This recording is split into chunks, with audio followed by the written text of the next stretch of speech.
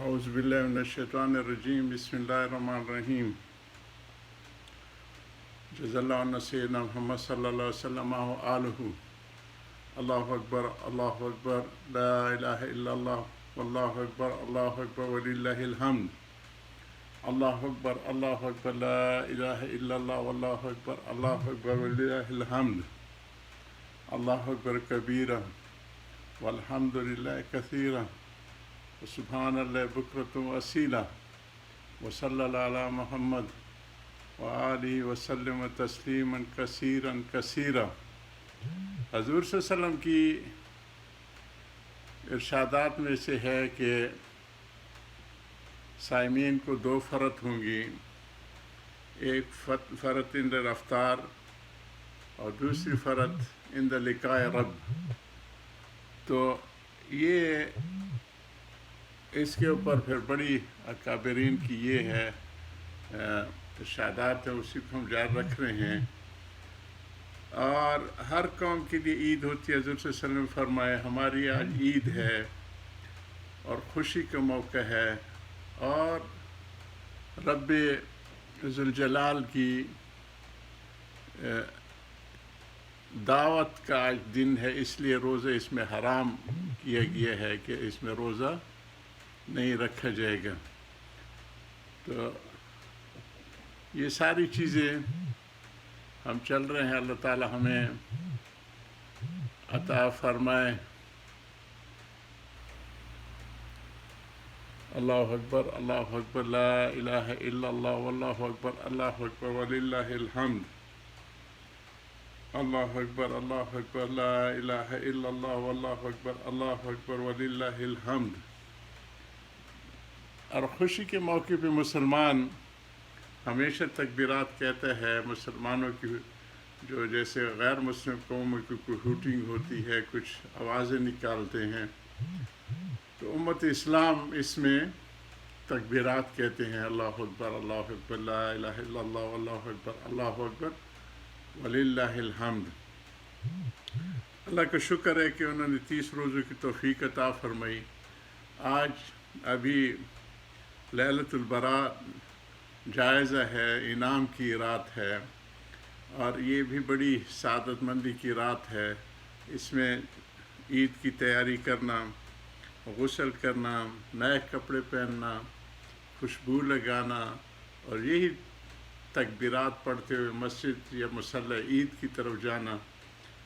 اس سے پہلے پہنچنے سے پہلے صدقۃ الفطر جو ہمارے غریب بھائی ہیں ان کی دلداری کے لیے، تاکہ وہ بھی اس خوشی میں شامل ہوں اور وہ اپنے بچوں کے لیے اچھے سے اچھی چیزیں تیار کر سکیں۔ اس میں امام ابو حنیفہ رحمہ اللہ کا قول بہت زیادہ فائدہ مند ہو رہا ہے۔ پہلے زمانے میں کرنسی جو ہوتی تھی یا جو اجناس ہوتے تھے کھیتوں کے، وہی سب سے بڑی مال و دولت کا ذریعہ ہوتا تھا۔ تو حضور صلی اللہ علیہ وسلم کے زمانے میں گندم، چاول، اسی طرح کھجور اور کشمش یہ دی جاتی تھی۔ ہم جب چھوٹے ہوتے تھے تو ہمارے دادا صاحب رحمہ اللہ صبح آتے ہی ان کے پاس پیمانے ہوتے تھے، اور آدمیوں کے حساب لگا کے وہ بڑا پیمانہ گندم کا بھر کے جو غریب مدارس کے طلباء ہوتے تھے ان کے لیے بھیج دیتے تھے۔ تو یہ امام ابو حنیفہ رحمہ اللہ کی بڑی شان ہے۔ انہوں نے کہا ہے کہ چونکہ، اور یہ تجربہ بھی ہے کہ جن علاقوں میں اب تک وہ کم بور اور اس کے لیے جو ہے کشمش اور اس کے لیے کرتے ہیں، وہ بیچارہ وہی سے لے کے پھر اس کے نصف قیمت پہ دوبارہ کسی کو بیچ دیتے ہیں۔ تو نقد دے دینا حضرت امام ابو حنیفہ کے ہاں زیادہ افضل ہے کہ وہ اپنی جس ضرورت پہ چاہے وہ خرچ کر سکیں۔ باہر کے یہ سارے عید کے تعلق سے ہیں، اور عید مسلمانوں کی ایک خوشی کا دن ہے، اور اس خوشی میں ایک میدان میں جمع ہونا، یہ ساری چیزیں وارد ہیں، ہر معاشرے میں ہوتی ہیں۔ تو میدان عید میں جمع ہونا اور اس میں پھر شکرانے کے طور پہ 2 نماز کی رکعتیں مزید دی گئی، اور اس میں 6 تکبیریں، 3 رکعت، ہر 3 رکعت میں 3 تکبیریں، وہ مزید اضافہ کر دی گئی کہ ہم اب اپنا خوشی کا اظہار کریں ان تکبیرات کے ساتھ۔ یہ واجب ہے تکبیریں، امام بھی اور مقتدی بھی۔ تو یہ ہماری خوشی کا دن ہے، اور اس میں ساری امت کو، اور اس میں دعائیں ابھی قبول ہوتی ہے، لیلۃ الجائزہ ہے، اپنے لیے بھی، امت کے لیے بھی، ہمارے فلسطین کے بھائیوں کے لیے بھی، کشمیر کے بھائیوں کے لیے بھی، ساری امت انتہائی سخت پریشانی میں، اور یہ ہمارے گناہوں کی وجہ سے ہے۔ جو بھی پیش آتی ہے یہ ہمارے گناہوں کی وجہ سے۔ وہ رب کریم تو ہر وقت معافی کی اوپر تیار رہتے ہیں، کوئی ہے مانگنے والا، حل میں مستغفر، کوئی معافی چاہنے والا، کہ اس کی معافی کیجیے۔ معافی ہم لوگ زبانی کرتے ہیں، دل سے نہیں کر رہے۔ اصل جو مقام ہے وہ دل سے ہے، اور پھر مصمم ارادہ بھی ہو کہ اس کی طرف ہم لوٹیں گے نہیں، اور اگر کسی اہل حق کا حق ضائع کیا ہے تو اس کی ادائیگی کا بھی ارادہ ہو کہ وہ میں پہلی فرصت میں ان صاحب حق کو حق ادا کروں گا۔ اور جو کسی کی عزت ابرو کی یا اس قسم کلام میں غیبت اور گالی گلوچ کا ہوا تو اس سے معافی تلافی اس سے مانگنا، یہ ساری توبہ کے بنیادی اصولوں میں ہے۔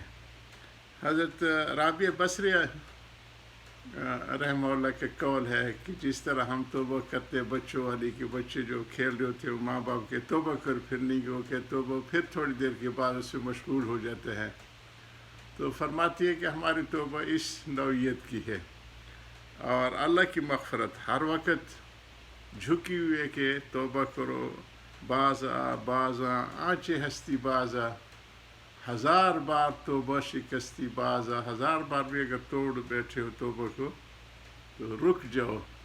تو یہ رک جانا اور اس کا معاف کر دینا، یہ بڑی شان والی بات ہے۔ تو عید کے موقع پہ فرشتے بھی نکلتے ہیں جو ہر گلی کے سر پہ کھڑے ہو جاتے ہیں، آنے والوں کے ساتھ مصافحہ کرتے ہیں، اور پھر جب عید نماز ہو جاتی ہے تو خوشی خوشی اپنے رب کے پاس جاتے ہیں۔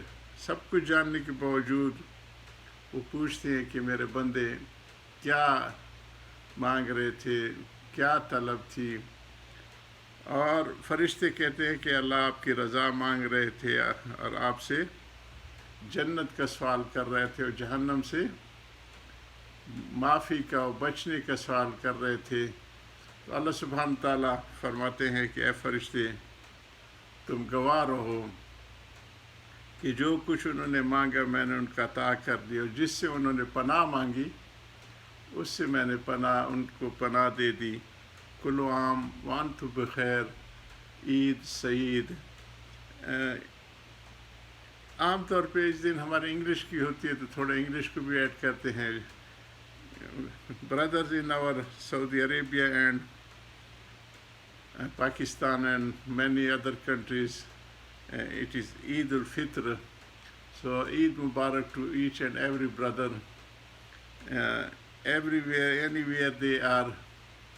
So may Allah accept our this fasting Ramadan, and may Allah bless us these occasions again and again, and accept our all struggle in these holy months which we have almost Allah subhanahu wa ta'ala has completed upon us.